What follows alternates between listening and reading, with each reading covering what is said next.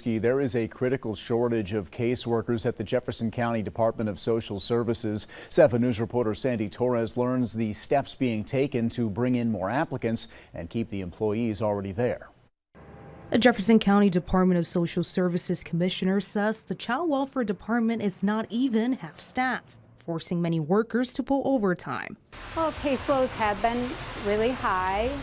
Staffing is critically low. We are trying to implement some new initiatives to try and help out our caseworkers and our supervisory staff because it has been a really stressful, trying time for them.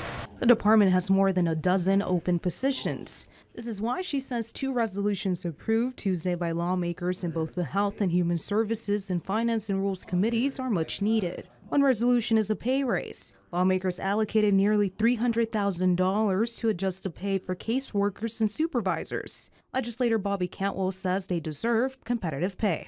Private sector, other nonprofits paying more money.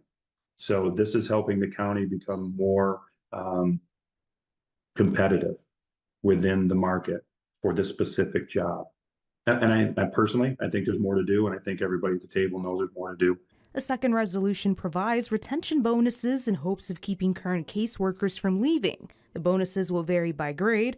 In the meantime, to cope with the case overload, the department is hiring. We're attempting to hire more people, retain the staff that we have, implement some new training plans, and bring in a clinical consultant to help with the stress of the work.